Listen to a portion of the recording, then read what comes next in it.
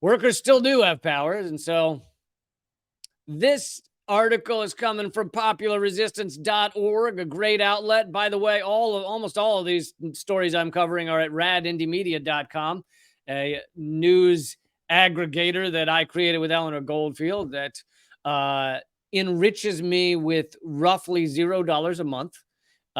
You will see, you can enjoy all of the endless zero ads at radindymedia.com.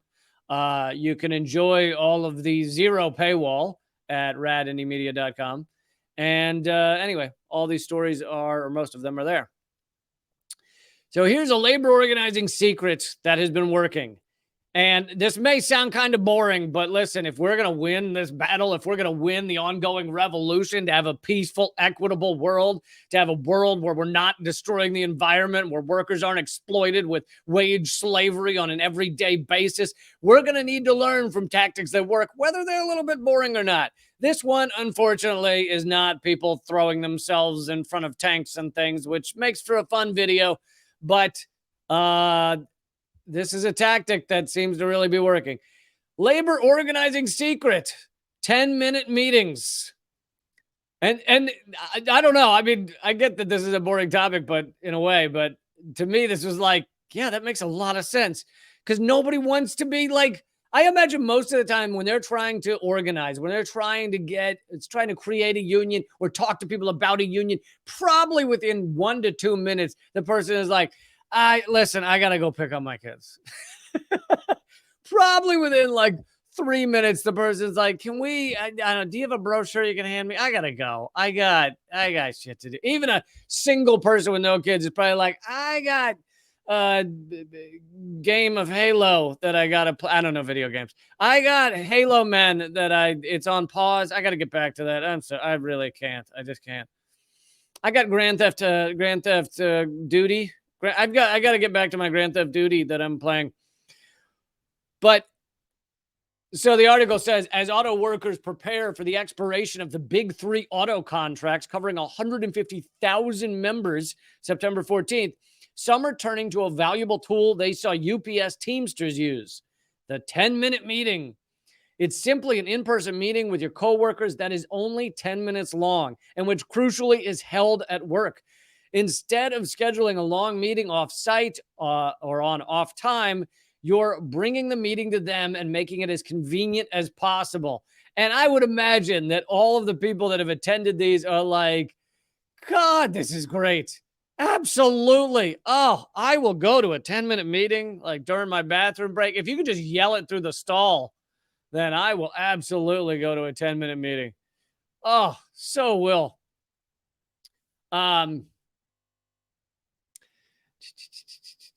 10-minute meetings can update members on negotiations and important actions during a contract campaign. Leading up to the UPS expiration, for example, Teamster activists held brief parking lot meetings right before or after their shifts. So they didn't ask the people to go anywhere. They didn't know, where do I have to go for the meeting? I got to hire a sitter? What do you think? I have 14 kids. 5 of them are in the bed of my pickup. I don't how am I going to go to a meeting? Yeah, no, you don't got to drive anywhere. It's right. It's right now. This is it. We're at the meeting. Meeting has opened, and in 30 seconds, this meeting will adjourn. Don't ask them to go anywhere. 10-minute meeting right there in the parking lot. These meetings often were, and here's something that's interesting. I would imagine some of these meetings are quite small because you're just grabbing the people that it's most convenient for at the time. But they're saying that with the UPS, where they won a far better contract, the meetings were actually large, building widespread solidarity and strike readiness. So basically, the UPS higher-ups, the goons in the top office, look out their window, and there's 100 workers having a 10-minute meeting in the parking lot. It scares the shit out of them. You can't have workers talking to each other. Literally in West Virginia, in the earlier days of mining in West Virginia, one of the things they would do is get workers straight off the boat from Ellis Island who needed a job. They'd say, you want a job? We'll take you to West Virginia with your family. We'll pay to get you there. Sometimes they even set them up with a house and those kind of things, living somewhere, set them up with some company store, some of that sweet company store cash. or whatever. But one of the things they did apparently was that these mining companies would get people intentionally from a variety of countries, some coming from France, some coming from various countries in Africa, some coming from Germany, and they'd grab them up and they'd take them to West Virginia. I don't mean they'd kidnap them, but yeah, if it's wage slavery, I guess it's kind of kidnap, but they'd take them to West Virginia, and it greatly decreased the amount of organizing that went on because they couldn't speak the same language. So that's how much the corporate overlords don't want you speaking to each other. Like, you start speaking to each other, they're in trouble, because when workers start speaking to each other, they start sharing techniques to organize. They start sharing how their lives work. They start sharing. Guess what? They start sharing how they're being exploited at work. How the ruling elite are stealing their money, stealing their labor, stealing their life force out of their fucking veins, and enriching the already rich. And so that message gets shared, maybe not that poetically, but you know, I have a gift. What can I say? Okay. UPS got the message. Managers saw workers doing highly visible actions like parking lot rallies and marching at practice pickets, and gave in to almost every key Teamster demand. Now, I know some argue that the deal could have been better, but either way, I think it's clear they got a lot out of that deal.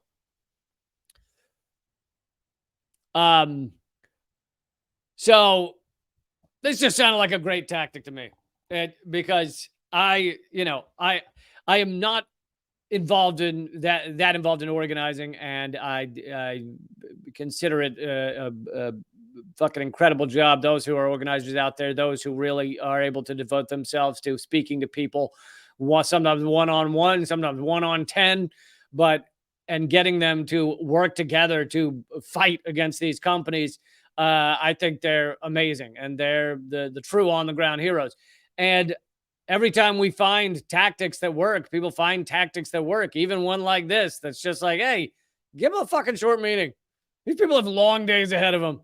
People are working. They're working their ass off. And that's part of the reason they need a new contract. And they're not willing to, or often they're not able to add in another fucking hour and a half of, okay, we're beginning the meeting.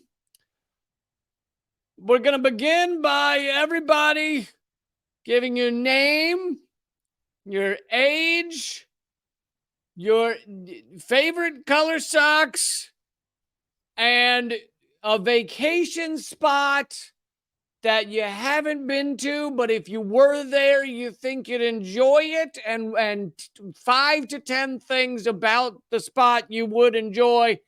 And if you were a tree, what tree would you be? Okay, starting over here. There's only 300 of you, so this should go by quickly. We're limiting each person to 10 minutes. So not everybody has time for that. They got kids at home they hate, you know? I'm just kidding. I know there are people out there that love their kids. I get it.